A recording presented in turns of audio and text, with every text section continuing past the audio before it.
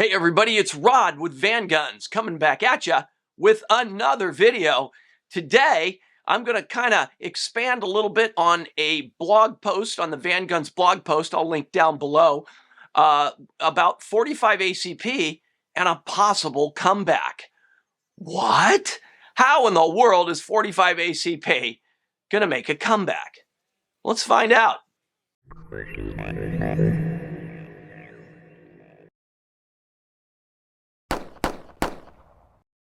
Okay, before you ask, the Band-Aid isn't from scoping myself with my 300 Weatherby Magnum. I know we'd all like to laugh at me and go, you got scoped. I didn't. It's actually, I wish it was that I got scoped. I actually smacked my head up against a damp shelf in the garage like an idiot. But anyway, prognosis is good. I'm probably going to live. Or maybe that's bad, depending on how you feel about my videos. Hey, so let's get back into the video. So 45 ACP. This was a cartridge that back in the 80s was still an extremely popular cartridge. It was kind of the big bore crowd, bigger hole, all of that. And 9mm, thanks largely to Glock and the introduction of the Glock 17 in the mid-1980s, at least to our market here in the United States, that played a very pivotal role in bringing 9mm to sort of the forefront of the shooting community in the U.S. We were pretty much revolvers and 1911s back in those days. And Europe had adopted the 9mm long before we did. So 45 kind of started to fade out. We started seeing 1911 pistols being chambered in 10mm, even 9mm, for those people that really like the 1911 design. And of course, we've now seen the 2011, sort of a modernized take on the 1911 design as well. And again, lots of 9mm in the 1911 and 2011 pistol designs.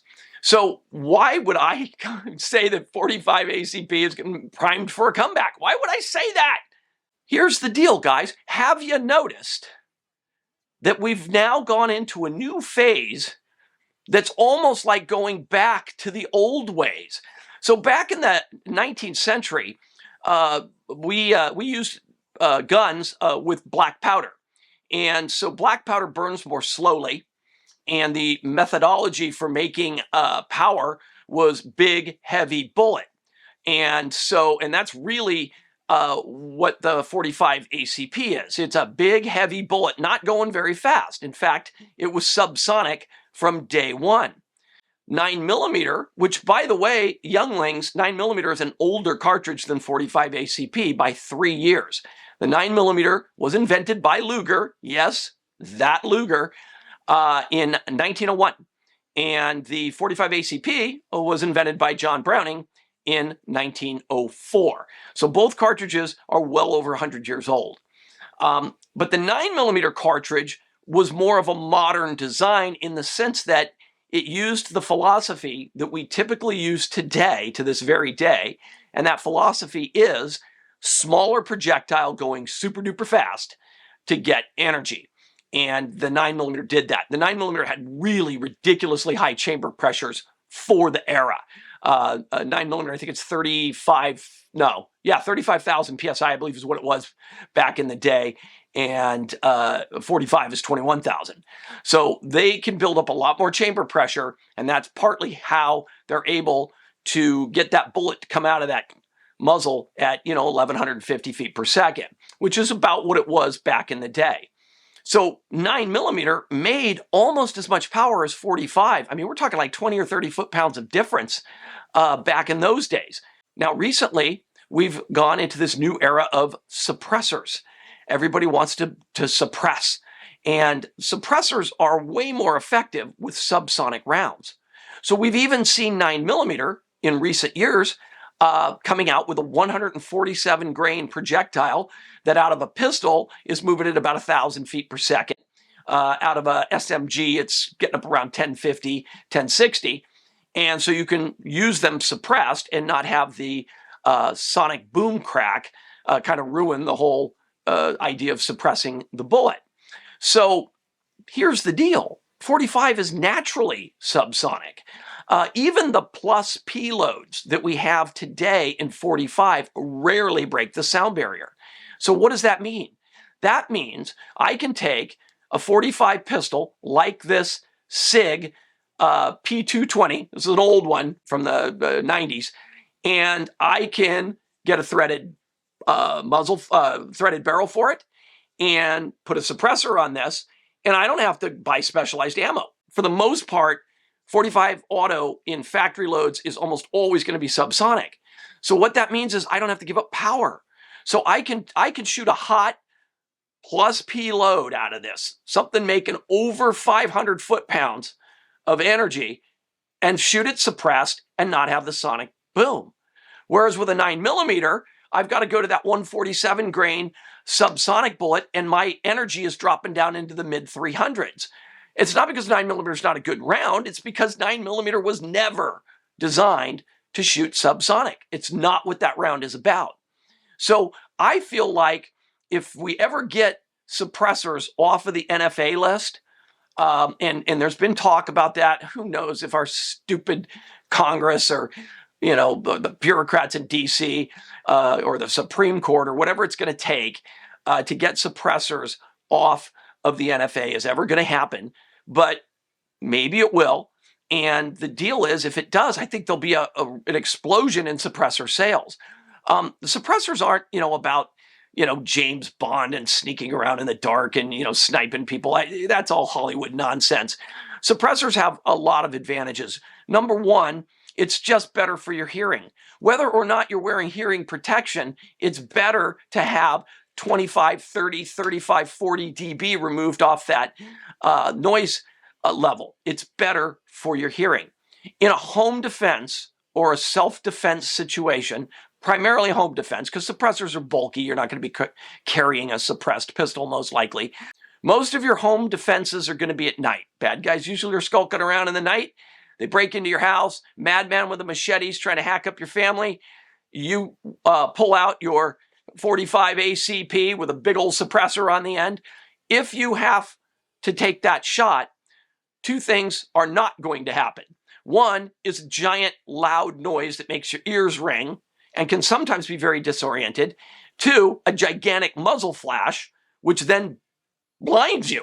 If you've ever shot a firearm in the dark, guys, that muzzle flash is pretty intense, and it will disorient you. The loud noise and the brief blinding from the muzzle flash in a dark situation, I'm talking about in a dark situation here, that can be really disoriented. It can be unhealthy with the loud gunshot, and a suppressor solves those two problems. It's still going to be loud, by the way. It's not Hollywood quiet. This whole, bullshit that you see in Hollywood. Maybe if you suppress a 22 rimfire, it'll sound kind of the Hollywood way, but not. It's not gonna do that at all with something like a 45. It just isn't. It's still going to make a loud bang. You're going to also hear the action. That's the funny thing on that Hollywood never does, is when even if you were able to truly silence the bullet coming out here, you're still going to have the slide going back and forth, and that's pretty loud. If you just take the slide on one of these guns and just rack it, it's pretty loud. And so there really isn't a silencer. That's kind of a bullshit premise. But lowering the decibels down into that, say, 100 range, 115, even sometimes down as low as 90, depending on how noisy a particular cartridge is very good for your ears and can help you keep a level head in a really bad situation. So suppressors could be the way that the 45 ACP makes a comeback. It's a pretty potent round, and it's subsonic. There's a lot of great pistols out there. I like this SIG P220. The SIG P220 is very much like Beretta's in that it is a double action, single action. So I like having one loaded in the chamber and ready to fire. It's got a very heavy first trigger pull, so you don't have to worry about accidentally discharging the firearm in a panic situation. It takes quite a bit of trigger pressure for that first shot, but then your follow-up shots have that nice, soft, 3-pound pull, 4-pound pull, whatever it is. And I prefer that for home defense. I'm not fiddling around with a safety. Now, a lot of people might want to go with the classic 1911. And, I love the 1911. I really do. But I haven't used the 1911 as a home defense gun in over 20 years. In the 90s, I used the 1911 as a home defense gun. I don't like cocked and locked, and I'm certainly not going to have this thing loaded with one in the chamber, and the hammerback with that soft, 1.5, 2-pound trigger. These guns have great triggers. That's one of the reasons why 1911 guys love 1911 so much. It's really hard to get any other kind of firearm design with a trigger that smooth. Whether you're shooting a 1911 with 9mm or 10mm, or whether it's the old classic 45 ACP like this one, the trigger is it's hard to go to another trigger once you've been using this trigger. I'm real accurate with this trigger. I hardly ever snap the trigger, hardly ever. All the trigger mistakes that I sometimes make on guns like this, I almost never make on the 1911. So, and look at it. Come on, 1911s are just so sexy. That is a sexy looking gun. And this one, by the way, isn't even very expensive. This is a Metro Arms American Classic 2. It's got all the goodies, right? The skeletonized hammer, the skeletonized trigger. It's got, I got my Batman grips on there.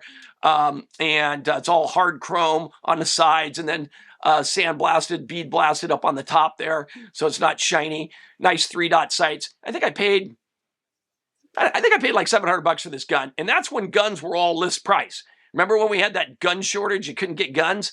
I bought this during that shortage. I think I paid full retail for this, but I didn't have I had sold a couple of 45s back when I decided I wasn't going to use them for home defense anymore.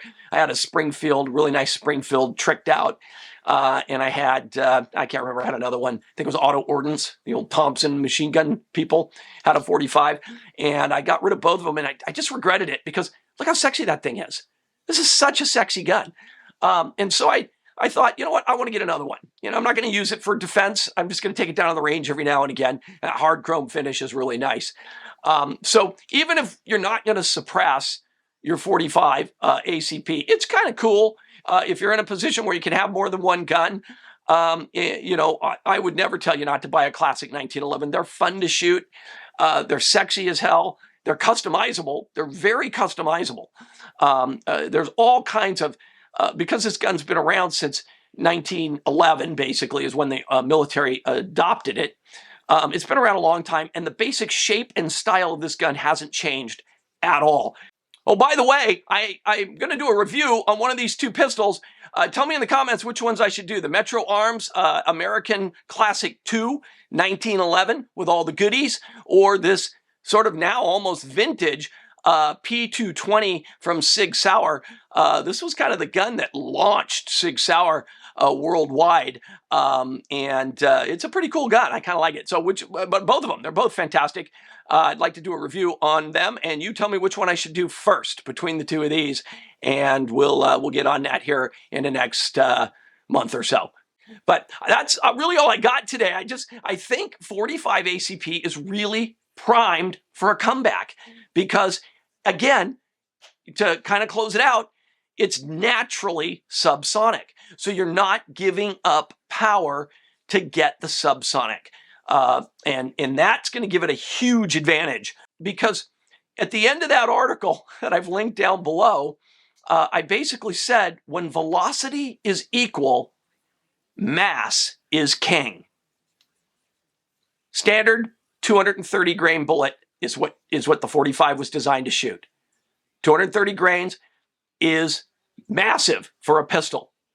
And when velocity is equal, mass is king. Long live the king.